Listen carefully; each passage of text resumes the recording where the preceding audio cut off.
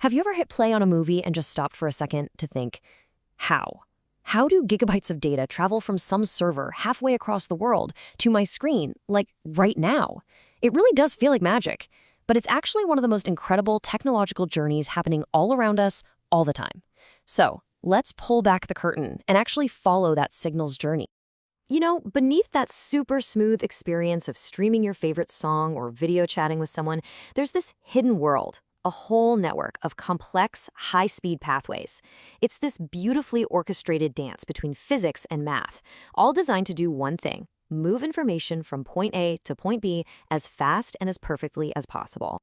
So, the inspiration for this explainer comes from this really comprehensive 10-lesson course on digital signal processing. We're going to do a high-level tour of the core ideas from it. We'll start with how we even turn real-world sights and sounds into digital bits.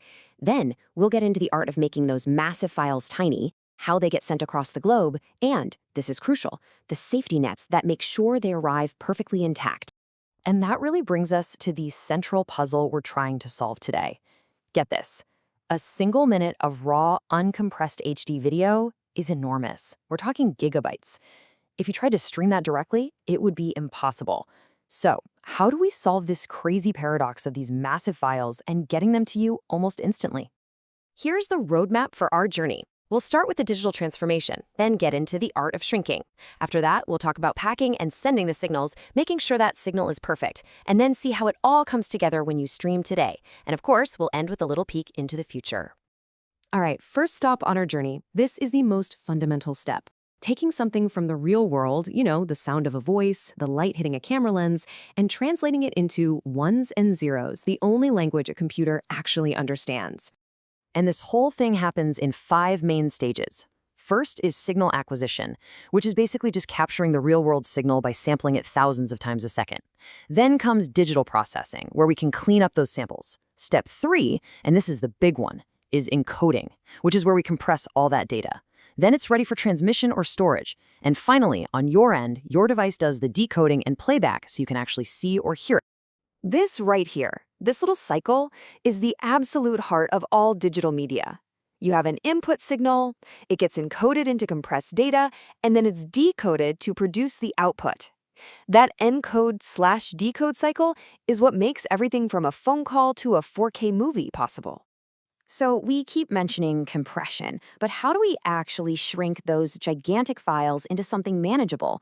Well, the answer lies in a little bit of magic called a codec. The word codec is just a squished together version of coder and decoder. And that's exactly what it is. Think of it as a super smart set of rules, an algorithm that knows how to cleverly shrink a media file down, and then on the other end, it knows how to perfectly puff it back up for you to watch. It's the shrinker and the restorer all in one.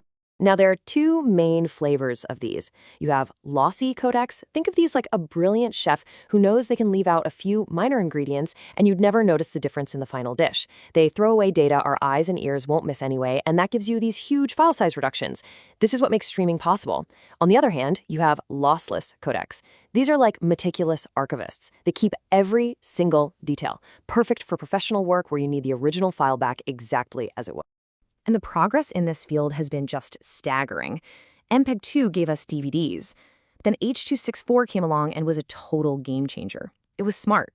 It realized, hey, in this news report, the background isn't moving. Why am I sending that same data 30 times a second?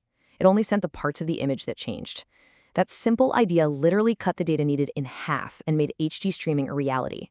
Then H.265 did it all over again for 4K.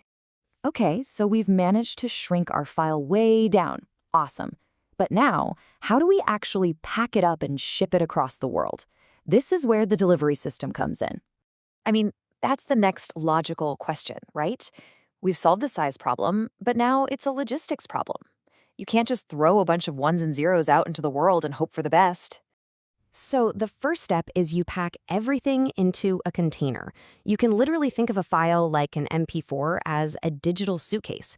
It neatly holds the compressed video, the audio, maybe a few different subtitle tracks, and most importantly, all the timing information to make sure the lips are moving in perfect sync with the words. But here's the critical part. Once it's all packed, those ones and zeros are still just abstract data. They can't actually travel. We have to turn them into a real physical signal. That process is called modulation. It's what turns the bits into a radio wave, or an electrical pulse in a cable, or a flash of light in a fiber optic line. And one of the most brilliant ways we do this today is a technique called OFDM. Okay, imagine you need to get 1,000 cars across a city. Sending them all down one giant highway is risky. One little accident and you have a massive traffic jam. OFDM's approach is to send them all down 1,000 smaller side streets at the same time. If one street gets blocked by, say, interference, the other 999 still get through just fine. This is the bedrock of modern Wi-Fi and 5G, and it's why they're so reliable. But even with clever tricks like OFDM, let's be real, the world is a noisy place. Signals get corrupted, things go wrong. So how do we guarantee that the movie you receive is identical to the one that was sent? We need a safety net. That safety net is called forward error correction, or FEC.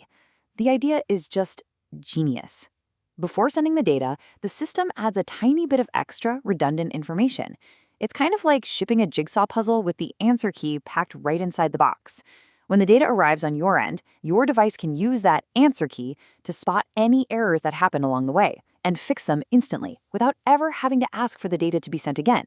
It's basically a self-healing signal. Okay, let's bring this all home. We've compressed the signal, we've packed it, we've protected it. How do services like Netflix or YouTube actually use all these pieces to give you that seamless experience?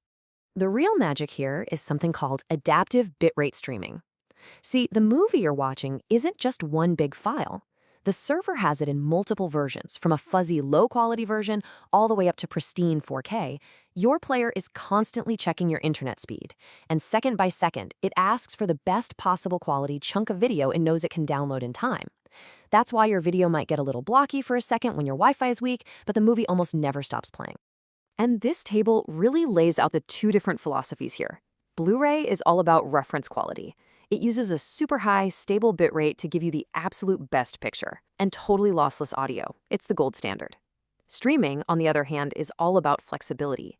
It uses a variable bitrate and lossy audio to make sure it can adapt to any network, anywhere. Its number one priority is a smooth, uninterrupted show, not necessarily absolute perfection. But of course, this technology is always moving forward. It never stops. So, what does the next leg of the signal's journey even look like? Well, we're already seeing the next wave. There are new codecs like AV1 that are making 4K and even 8K streaming way more efficient. We're seeing AI being used to make smarter encoding choices for every single scene. And, of course, as things like 5G become widespread, we're going to be facing a whole new set of challenges to deliver truly immersive media like virtual reality. And that really leaves us with one final big thought. For decades, the entire goal has been to perfectly capture and transmit a 2D window onto the world. But as we start moving toward capturing and transmitting entire 3D spaces for things like VR and AR, what new kinds of mathematical and perceptual magic will we need to invent for the art of shrinking reality itself?